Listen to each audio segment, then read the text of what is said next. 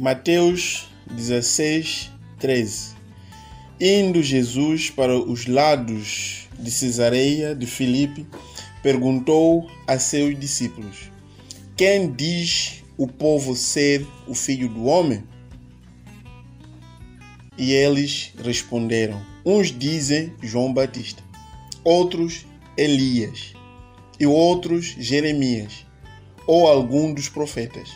Mas vós, continuou ele, quem dizeis que eu sou? Respondendo, Simão Pedro disse: tu és o Cristo, o Filho do Deus vivo. Então Jesus lhe afirmou: bem-aventurado és, Simão Barjona, porque não foi carne e sangue que te revelaram, mas meu Pai que está nos céus. Também eu te digo que tu és Pedro, e sobre esta pedra edificarei a minha igreja, e as portas do inferno não prevalecerão contra ela. Está a começar a 5ª lição do nosso estudo Conselho de Deus. Continue a acompanhar aqui no Eden TV. Todas as semanas traremos uma lição. Por isso, não se esqueça de se inscrever no nosso canal e acompanhe os nossos programas. Para o dia de hoje, vamos falar sobre a igreja. A igreja é de Jesus. A igreja pertence a Jesus. Não é minha e não é tua. Por isso, não há discussões aqui. Quando nós falamos de igreja, estamos a falar de um assunto que gira em torno de Jesus. E pela primeira vez que Jesus falou sobre a igreja, foi depois da confissão que Pedro fez. E a confissão foi: tu és o Cristo, Filho do Deus vivo. Quando nós falamos de igreja, estamos a falar de algo que gira em torno de Cristo. Então, não existe nenhum ser humano que deve se auto-intitular como dono da igreja. A igreja pertence a Jesus. A igreja é de Jesus. Ele é o único e legítimo fundador da igreja. Que isso esteja bem registrado. Então, quando nós cremos em Jesus, entramos no reino de Deus através do arrependimento, através do batismo, e nós confessamos que Jesus Cristo é o Senhor das nossas vidas. E estando no reino de Deus, todo aquele povo que está no reino de Deus pertence à igreja. Quando nós estamos na igreja, automaticamente estamos no reino de Deus. Por isso, quem edifica a igreja é Jesus. E ele vai dizer: sobre esta pedra. Então, a igreja é sobre aquilo que Jesus é. A tua relação com a igreja, a minha relação com a igreja, depende de como eu me relaciono com o dono da igreja, que é Jesus Cristo. Então, se nós formos a ver, existem alguns aspectos importantes que precisamos saber sobre a igreja. Primeiro, como nós já dissemos, a igreja é de Jesus. Ele fala na primeira pessoa: edificarei a minha igreja. Por isso, o assunto da edificação da igreja é pessoal. Quem faz isso é Jesus. Não confundam igreja com denominação. Não confundam igreja com qualquer outro tipo de organização. Ainda que as pessoas se reúnam com Bíblias abertas, se Jesus não estiver no centro desse grupo, nunca vai ser igreja. Porque igreja começa e termina em Jesus. O segundo aspecto que é importante saber é que a igreja de Jesus é uma e única. Jesus, como noivo da igreja, ele edifica a sua igreja. E no último dia, ele virá para pegar a sua noiva, a sua igreja, não igrejas. Então, Jesus não é polígamo. Jesus tem apenas uma e única igreja, que pode se manifestar de várias maneiras na sociedade. Então, temos que ter cuidado. A igreja é de Jesus. Ponto 1. Ponto 2 é que a igreja é uma e única. Então, outro aspecto, que é o terceiro, é que a igreja é vitoriosa. Jesus prometeu que sobre a igreja os portões do inferno não irão prevalecer. Então, quando se fala da igreja, muitas pessoas dizem: atualmente a igreja tem confusão, atualmente a igreja não presta. Meus caros, a igreja sempre prestou. Não por causa das pessoas que estão lá, mas por causa do dono que é Jesus. As pessoas todas não prestam, porque a Bíblia diz: enganoso é o coração humano e desesperadamente corrupto. Então, do homem nós não esperamos nada. A única esperança que existe para a sociedade e para o mundo é a vida da igreja.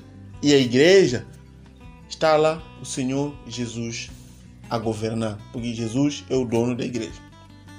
Então, nesta lição, nós vamos trazer 4 verdades sobre a igreja.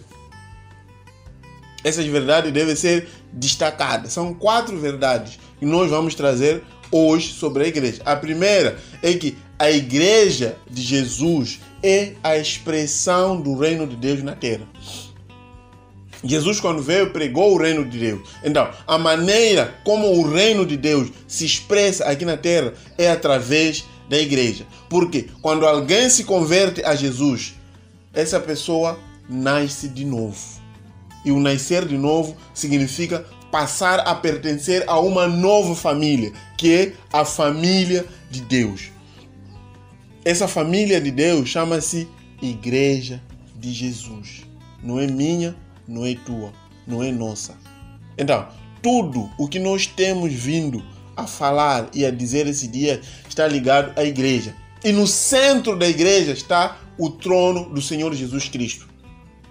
E nada mais. Se aparecer um outro a querer se colocar no centro da igreja, esse é um falso, é um mafioso, deve ser expulso, porque não presta. A igreja é de Jesus.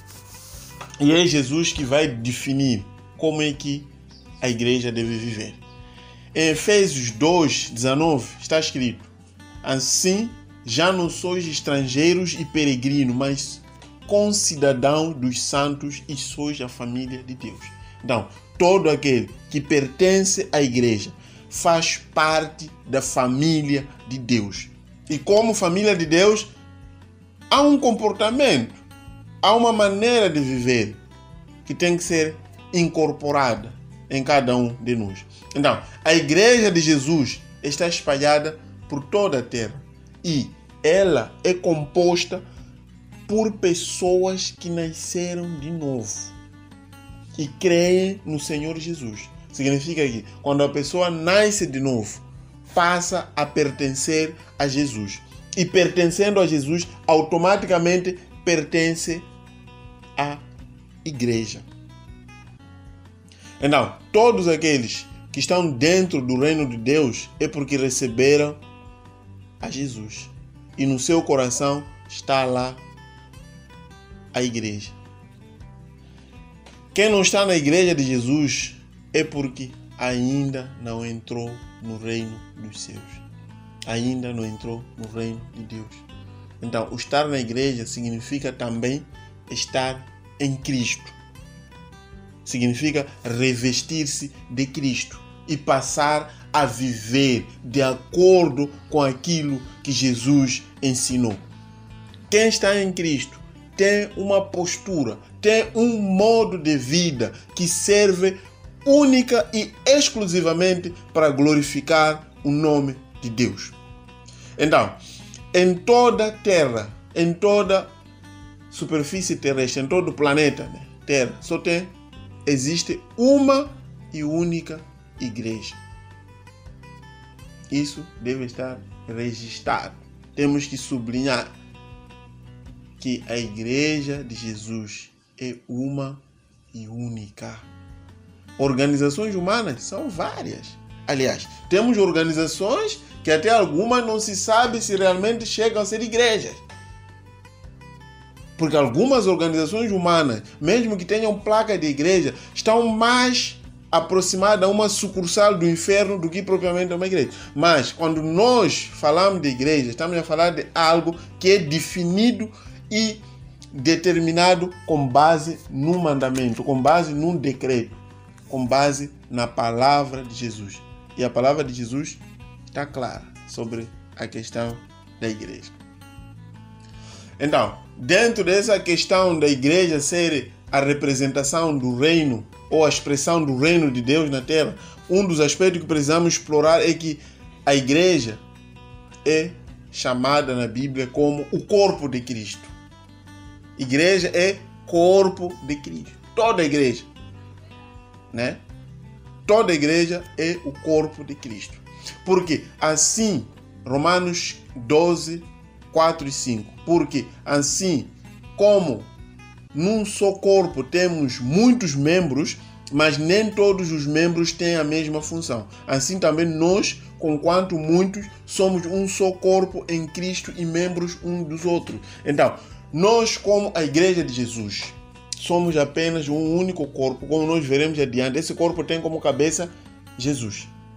Então, a boa relação com o cabeça da igreja, que é Jesus Cristo, implica uma boa relação com os membros. Porque o corpo não tem nenhum membro que funciona desconectado. E como corpo precisamos trabalhar unidos.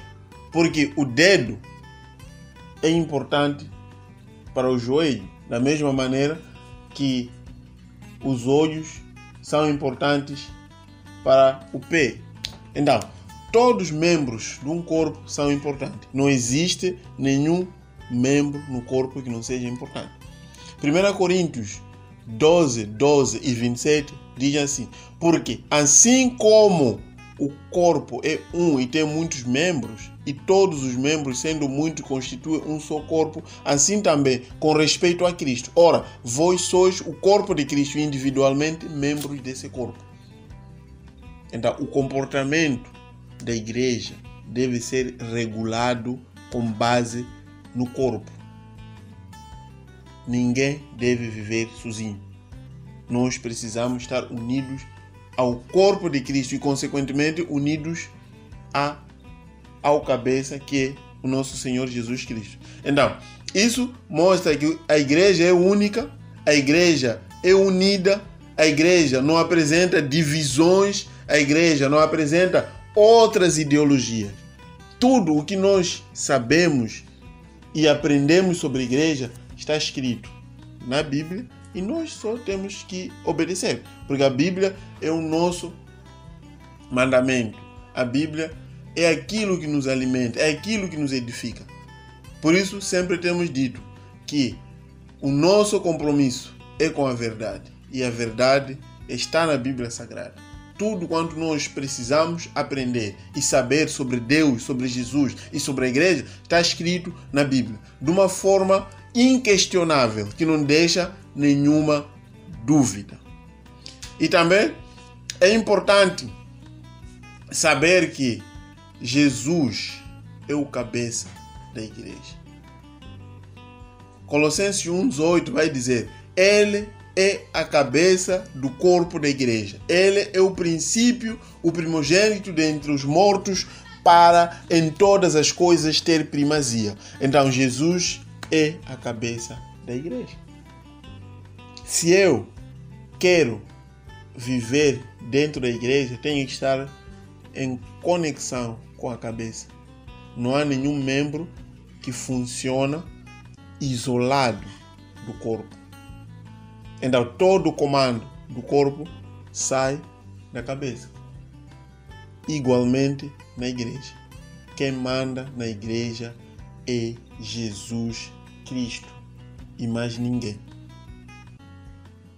É verdade que existem muitas pessoas que têm síndrome de chefia e quando fazem isso, transformam a igreja de Jesus em pequenos reinados.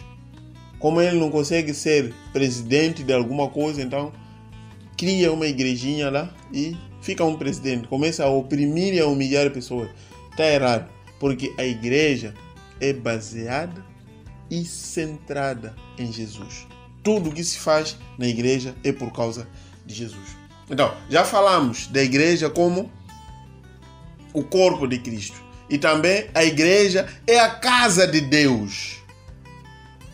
Também vós mesmo, como pedras que vivem, sois edificados casa espiritual, para serdes sacerdócio santo, a fim de oferecerdes sacrifícios espirituais, agradáveis a Deus por intermédio de Jesus. Então, nós, como a igreja, somos casa de Deus. 1 Pedro 2,5. Em 1 Timóteo 3,15 está escrito: para que, se eu tardar, fiqueis ciente de que como se deve proceder na casa de Deus, que é a igreja do Deus vivo, coluna e baluarte da verdade. Efésios 2:19 a 22. Assim, já não sois estrangeiros e peregrinos, mas concidadãos dos santos e sois da família de Deus, edificados sobre o fundamento dos apóstolos e profetas, sendo ele mesmo, Cristo Jesus, a pedra angular, no qual todo edifício bem ajustado cresce para santuário dedicado ao Senhor, no qual também vós juntamente estáis sendo edificados para a habitação de Deus em espírito. Então aqui estamos a ouvir que a igreja é a casa de Deus. O que isso significa? Significa que Deus mora na igreja, não nos nossos edifícios, não nos nossos prédios, nas nossas construções, seja lá qualquer tipo de material. Deus habita em corações humanos. Deus habita nas pessoas. Podemos construir um edifício de ouro, de mármore, de prata, sei lá, que outro material formos a usar, mas temos que estar cientes que Deus habita em pessoas, não habita em edifícios. Então, que isso esteja bem definido em nós, que a igreja é a casa, é onde Jesus vive, é onde Deus vive. Significa que deve haver um ambiente de harmonia, um ambiente de paz, um ambiente de tranquilidade. Nos dias que correm, tem muitos grupos que transformam a igreja em tribunais cristãos. Estão toda hora a resolver problemas, estão toda hora a discutir. Esquecem-se que quando se fala da igreja, o foco é Jesus. A meta é glorificar o nome do Senhor Jesus Cristo. Se temos uma agremiação, um ajuntamento de pessoas que não glorificam o nome de Jesus, isto não é igreja, nunca foi. Porque, de acordo com a lei, que é a Bíblia, igreja gira em torno de Cristo. Então, que isto fique marcado nas nossas mentes, que a igreja é santa. Deus é santo, a sua igreja também vai ser santa. É um compromisso. Serem santos porque o Senhor vosso Deus é santo. Não existe meio termo. Não existe mais ou menos. Ou é santo ou não é santo. Se você é santo, pertence à igreja. Se não é santo, pertence ao império das trevas. Depois, outro aspecto é que a igreja não é um edifício onde as pessoas se reúnem. Edifícios são bons, sim, são bons. Precisa, nos dá um conforto. Conseguimos nos reunir, nos dá sombra. Quando chove, conseguimos nos reunir. Mas isto aí não é igreja. Temos que escrever isso na nossa mente. Igreja não é aquele sítio lá. Porque existe pessoas que pensam que lá onde nos reunimos, Deus vive lá. Quando não vai lá, então não tem encontro com Deus. Essa é uma mentalidade religiosa que as pessoas aprenderam. Por isso temos que trocar a nossa maneira de falar. Porque as nossas palavras muitas vezes influenciam o nosso comportamento. Não podemos dizer, não deve dizer, vou para a igreja. Não. Essa expressão tem que apagar, esquecer. Não vamos para a igreja, nós somos a igreja. Então, a igreja de Jesus no mundo é formada por discípulos de Jesus, é uma só, é santa e é o meio pelo qual Deus manifesta o seu reino na terra. Ponto 2 que vamos falar é a igreja na cidade. O ponto 1 era a manifestação, a igreja como expressão ou manifestação do reino de Deus na terra. O ponto 2 é a igreja na cidade. Como é que isso funciona? Né? Porque em várias cidades do mundo existem várias denominações que muitas vezes, por causa de diferenças, na maior parte das vezes extra-bíblica, porque o que nos separa muitas vezes, o que desestabiliza a igreja, o que retira a unidade da igreja no mundo, são coisas que não estão escritas na Bíblia. Porque se tivermos em mente que a igreja é de Jesus e cada um vai amar ao seu próximo amando a Jesus, que é o dono da igreja. Então, se a igreja é de Jesus, quem manda na igreja é Jesus. Se naquilo que nós chamamos de igreja, Jesus não manda, então isto aí não é igreja. Não é, nunca foi, está longe de ser, a não ser que as pessoas reconheçam que estão erradas, recebam Jesus e devolvam o trono de Jesus.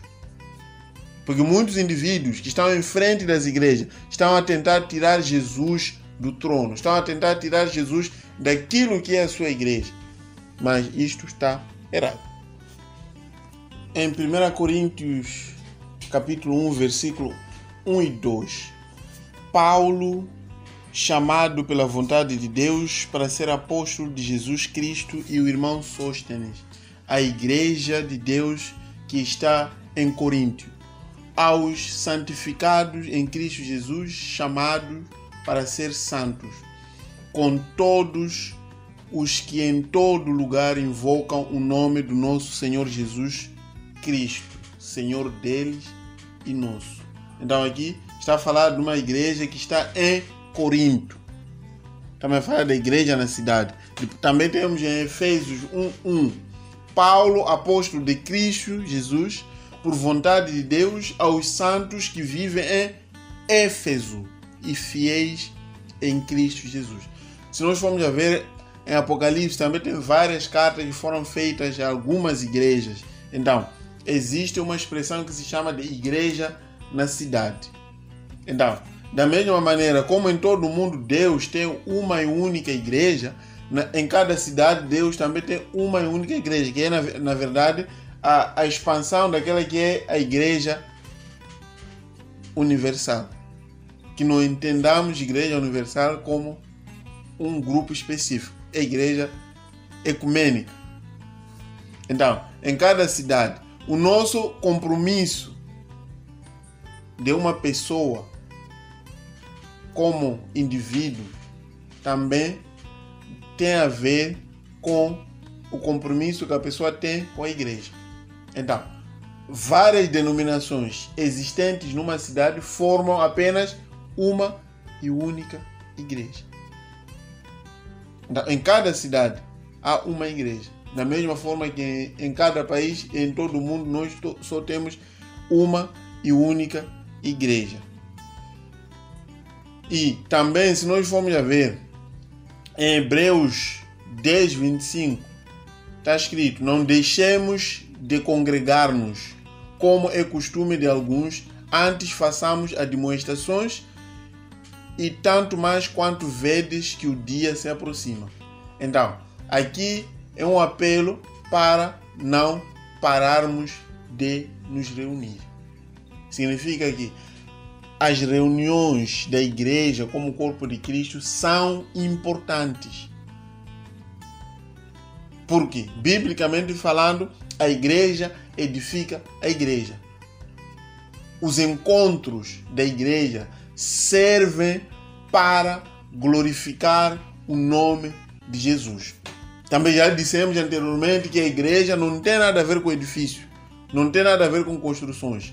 É apenas o conjunto de pessoas que tem Jesus dentro delas. O terceiro aspecto que nós vamos falar sobre a igreja na casa. igreja na casa. Se nós formos a ver no livro de Coríntios e outras epístolas, vai se referenciar a algumas igrejas que se reuniam em casas. Isto é, algumas famílias acolhiam parte da igreja nas suas próprias residências.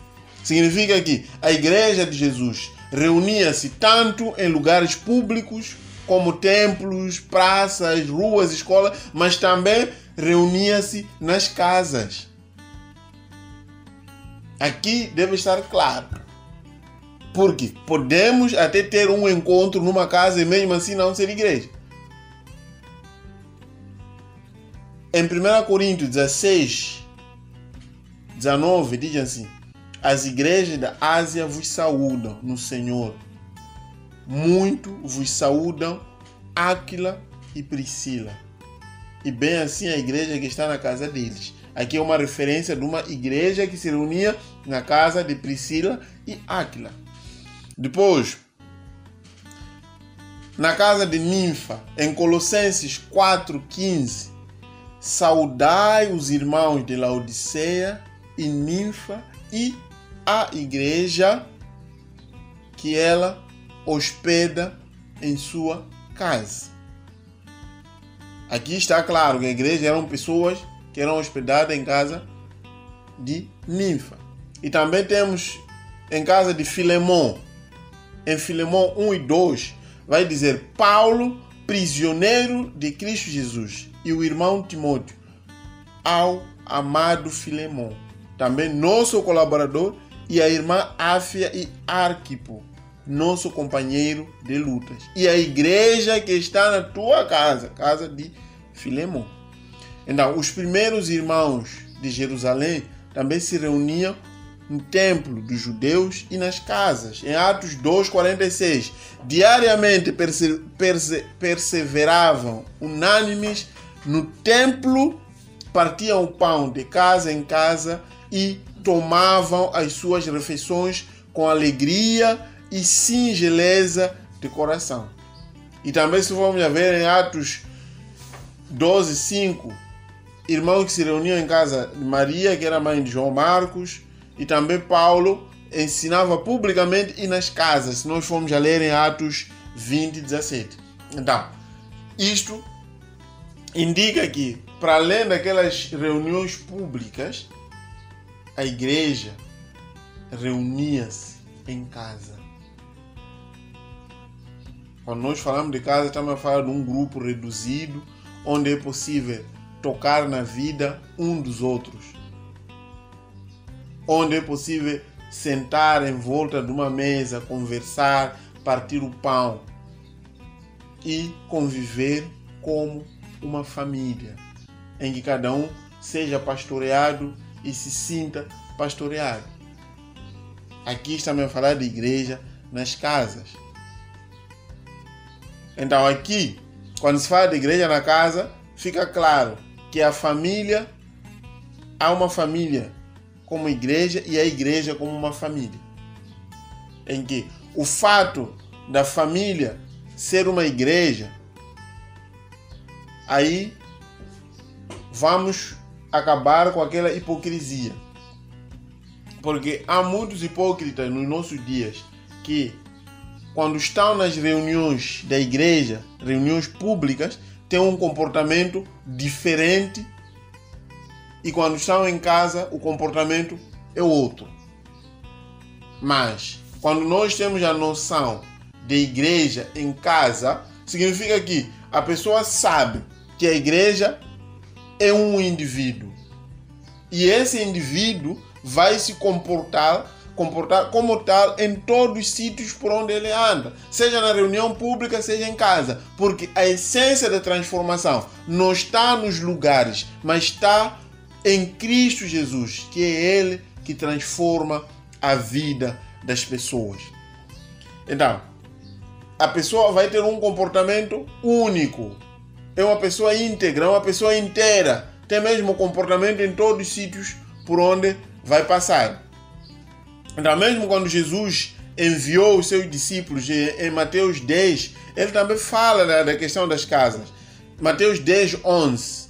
até 13, vai dizer: e em qualquer cidade ou povoado em que entrardes, indagai quem neles é digno, e aí ficai até vos retirardes. Ao entrardes na casa, saudai-a. Se com efeito a casa for digna, venha sobre ela a vossa paz. Se porém não for, torne para vós outros a vossa paz. Então aqui está claro que a igreja na casa é importante. É uma das formas de manifestar o reino de Deus. Porque a primeira igreja partia o pão de casa em casa. Eram perseverantes nas orações, na comunhão e no partir do pão. Então, mais do que nos reunirmos em volta de um púlpito, temos que nos reunir em volta de uma mesa, onde a família está reunida e o centro da mesa é o Senhor Jesus Cristo. Então, quando se fala da igreja como família, existem algumas vantagens. Por exemplo, quando a família está reunida em casa, pode-se trazer mais pessoas para conhecer a Jesus através de um comportamento, através da observação, através daquilo que a família faz. Outras pessoas podem crer em Jesus. E também há uma possibilidade de orar uns pelos outros, de se conhecer mutuamente e com uma certa profundidade, ter um relacionamento, comunhão com os irmãos, ser ensinado de perto e aprender através da observação, sem muita hipocrisia. Em casa é o sítio onde as pessoas estão à vontade, as pessoas revelam-se, as pessoas conhecem-se. Porque uma reunião pública pode durar entre 30 a 5 ou mais horas. Não é tempo suficiente para as pessoas se conhecerem. Mas convivendo, habitando na mesma casa, partindo o pão junto, fazendo muitas coisas em comunhão, ali temos mais possibilidade de nos conhecer. E o quarto ponto que nós queremos trazer aqui sobre a igreja é a questão do discipulado. A aplicação do discipulado no reino de Deus. Para muitos, discipulado é um curso onde você matricula, depois tem certificado, já é discípulo, está graduado. Mas não é assim que Jesus nos ensina. Em Mateus 28, 18 a 20, Jesus, aproximando-se, falou-lhes dizendo: toda a autoridade me foi dada no céu e na terra.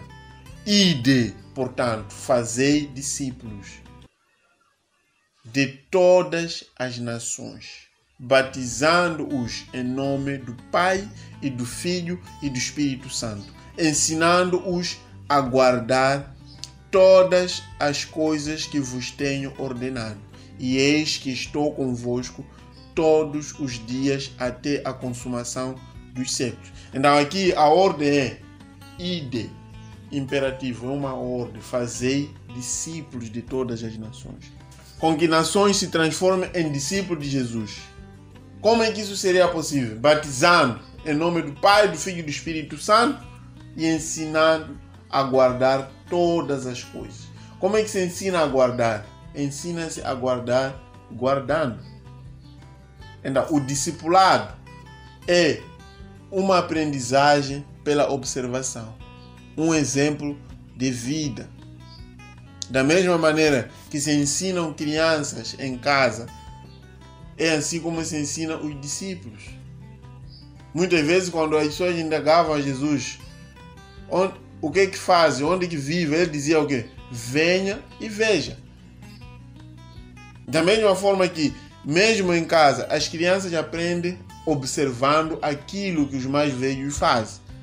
Não existe curso para lavar louça, por exemplo, uma apostila de 12 lições como lavar louça. As mães não fazem isso.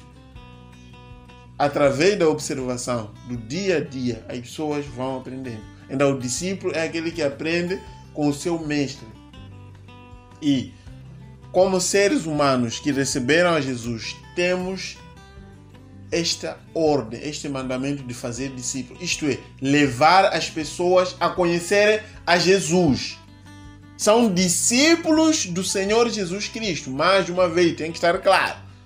Se vou fazer discípulos, esses discípulos não são meus, são discípulos de Jesus. Não são minhas pessoas. Então, estou a fazer algo para Jesus. Então, no reino, vive-se ensinando. Em que temos um discípulo e um discipulador. Qual é a função do discipulador? É ensinar o discípulo a viver. E como é que se ensina a viver? Vivendo. Ele vai observar nos detalhes, a cada dia, como é que o discipulador vive, e só assim é que conseguimos chegar até lá. Em jeito de conclusão, vamos trazer aqui alguns textos, né, que vão nos ajudar a perceber esta questão da igreja. 1 Coríntios 12, 12 e 13.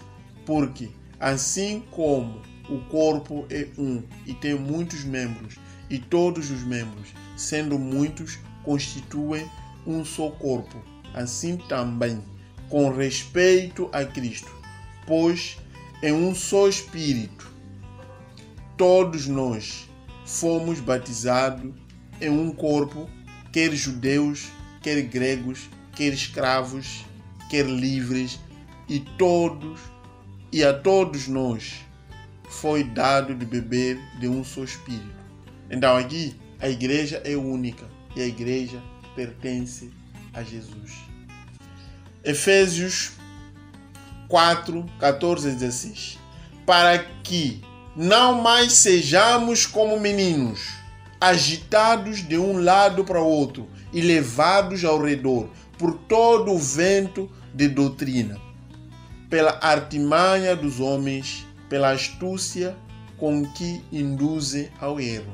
Mas, seguindo a verdade em amor, cresçamos em tudo naquele que é a cabeça, Cristo, de quem todo o corpo bem ajustado e consolidado, pelo auxílio de toda a junta, segundo a justa cooperação de cada parte, efetua o seu próprio aumento para a edificação de si mesmo em amor.